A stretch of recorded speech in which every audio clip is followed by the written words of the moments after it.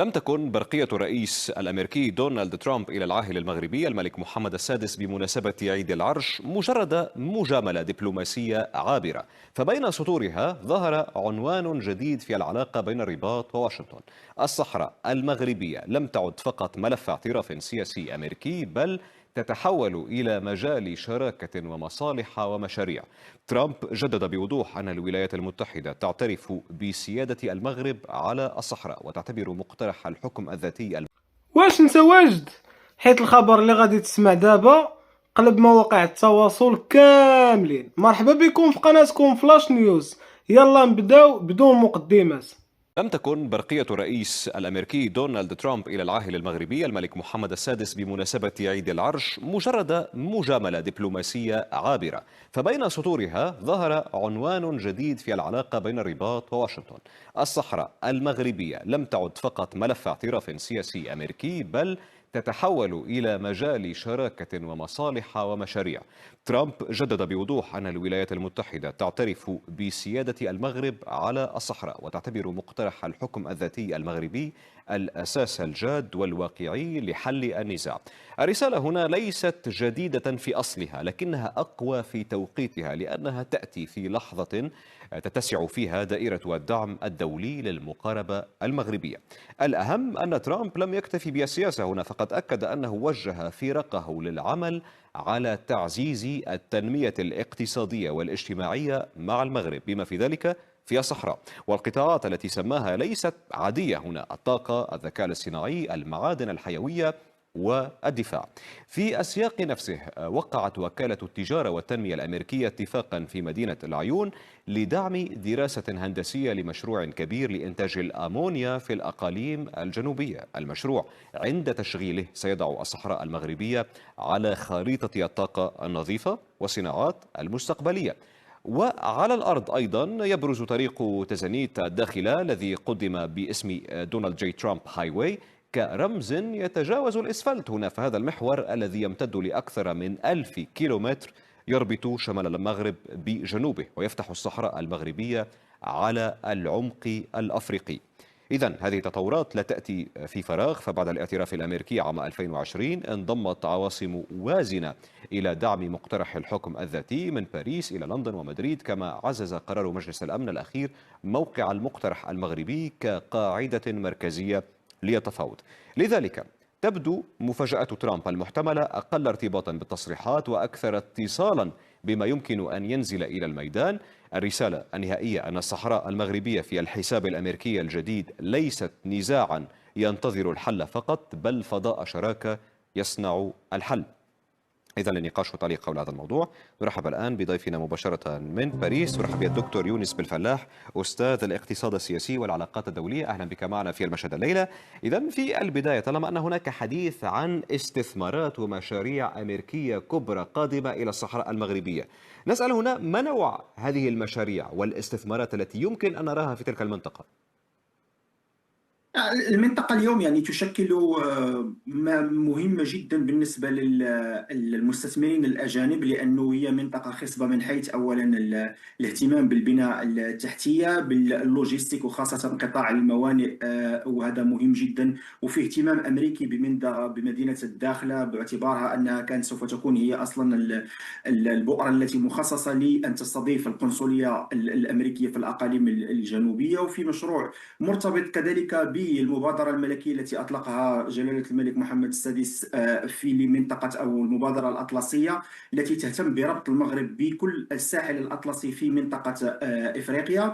ثم هناك مشاريع أخرى صاعدة مرتبطة بالاقتصاد الأخضر، مرتبطة بقطاعات الطاقة والغاز، إضافة إلى المعادن التي تزخر بها هذه المنطقة. كل هذا يشكل بالنسبة للولايات المتحدة الأمريكية اهتماما خاصا، وتعتبرها على أنها قد تكون كذلك بوابة للتنمية وللاستقرار ليس فقط في شمال إفريقيا، ولكن قد تكون كذلك نموذجا يقدم إلى منطقة الساحل التي تهتم بها اليوم الولايات المتحدة الأمريكية بشكل كبير. نعم. والوضع الذي أو الدبلوماسية المغربية وأهميتها في الساحة الإفريقية تتيح بالنسبة للولايات المتحدة الأمريكية بوابة مهمة من الناحية الاستراتيجية لفتح أبواب للاستثمار في قطاعات سواء تكنولوجية، أمنية، صناعات الدفاعية كذلك من خلال خلال تواجد شركة لوكيد مارتن اليوم في المغرب وشراكتها في مجال الصناعات الدفاعية. هذه كلها استثمارات واعدة قد تعد بوجود شراكة استراتيجية مهمة بين الولايات المتحدة الأمريكية والمغرب في الأقاليم الجنوبية. طيب، وفيما يتعلق بهذا الطريق، يعني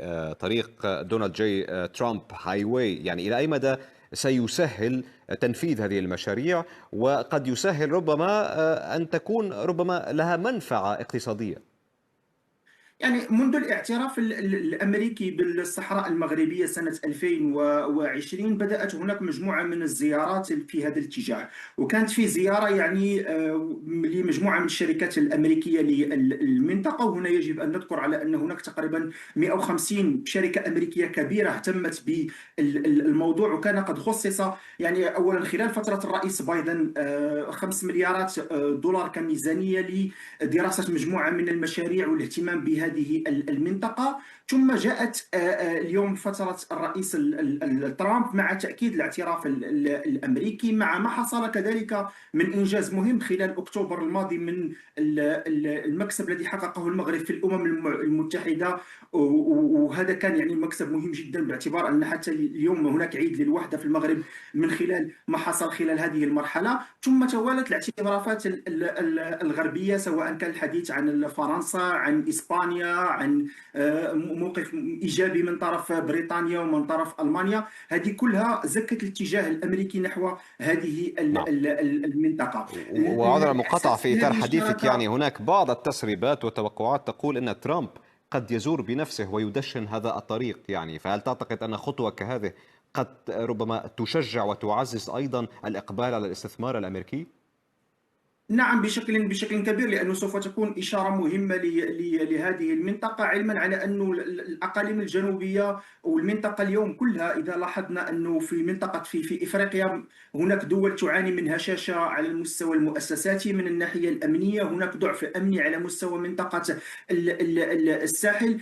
زيارة مثل هذه واستثمارات في هذه المنطقة هي إشارة إيجابية على مستوى الاستقرار. وهنا يعني جدير بالذكر على أن الخطاب الأخير، خطاب العرش لجلالة الملك محمد السادس، تحدث عن فكرة الأمن وعلى فكرة الاستقرار، ولم يذكر موضوع الصحراء، لأنه بالنسبة له موضوع الصحراء قد حسم فعليا من طرف الولايات المتحدة الأمريكية. اليوم هناك إعاز أمريكي نحو المغرب بأن يلعب أدوار كبرى في منطقة الساحل وفي الساحة الإفريقية، وهذا سوف ينعكس على مجموعة من المشاريع. يعني قد أذكر لك فقط على سبيل المثال أنه كان مؤخرا الاتفاق الذي جرى بين المغرب ونيجيريا فيما يخص غاز، الاتفاق خط الغاز. هذا مشروع استراتيجي مهم داخل هذه المنطقة، ولا شك أنه يدخل ضمن إطار هذه المبادرة الأطلسية الكبرى. يعني تريد أن تقول أن هذا الوجود الأمريكي الاقتصادي في المغرب لن يقتصر ربما على الاستفادة من البيئة المغربية، بل أيضا الوجود الأمريكي سيستفيد من عملية الربط مع باقي الدول الأفريقية أيضا؟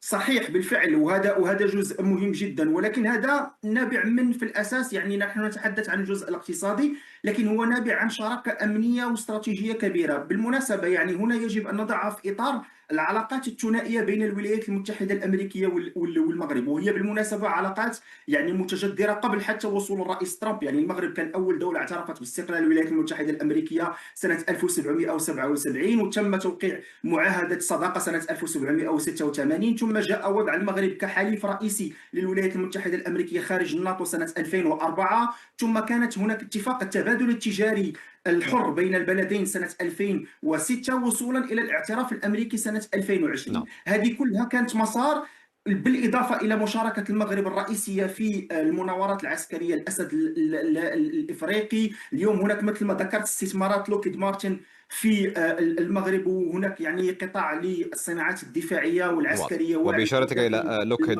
مارتن بالتحديد والصناعة الدفاعية هنا، ألا تعتقد أن ربما هذا المسار الاقتصادي يجب أن يكون معه مسار أمني لحماية تلك المصالح الاقتصادية؟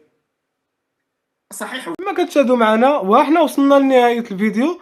إلا عجبكم المحتوى ما تبخلوش علينا بلايك واشتركوا في القناة وفعلوا الجرس باش توصلكم جميع الأخبار أول بأول.